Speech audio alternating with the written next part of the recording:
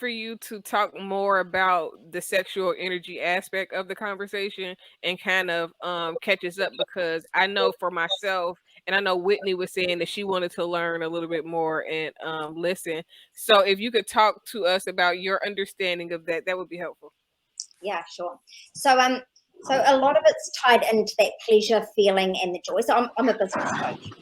But quite often I'm getting my clients, especially in my groups, to be manifesting big goals, money goals or relationship goals or whatever goals they might be working on, right? Because life is just one big thing. How you do one thing affects other areas. So using sexual energy and pleasure to manifest faster, because when it's an energy thing, right? So when you say that, when you manifest something, it's about setting an intention, really knowing what you want, visualizing what it is. Like, you're not going to get what you want if you don't ask specifically for what it is, right? You can't go to a restaurant and go, I want something yummy and crunchy and a bit healthy. Well, what are you going to get, right? Like, who knows?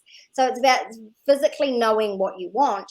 But when you want something, you need to be magnetic to it. You need to be an energetic match for that, what you want.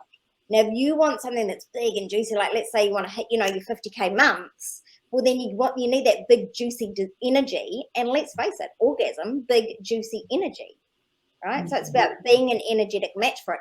And when you think about something and you're like, oh my God, it's so joy and it's so juicy, it's awesome, you can manifest it really quickly. But sometimes people set goals for things that scare the shit out of them.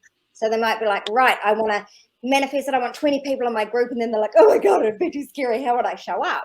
Well, if you can imagine 20 people in a group and then orgasm to that, your brain sends you signals that it's safe and desirable for you to have 20 people in your group.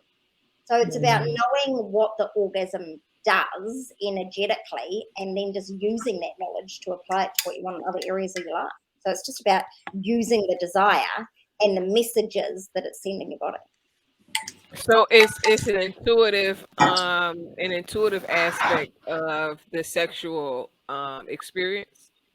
It's not so much intuitive, it's more just about the frequency. So like, when you walk into a room and people have been arguing and you're like, something just happened in here, right? Like, even if they've stopped arguing, even before you've looked at their faces, even if you're just looking at their back, you're like, oh, I can feel what's going on in here, because it's that shit energy.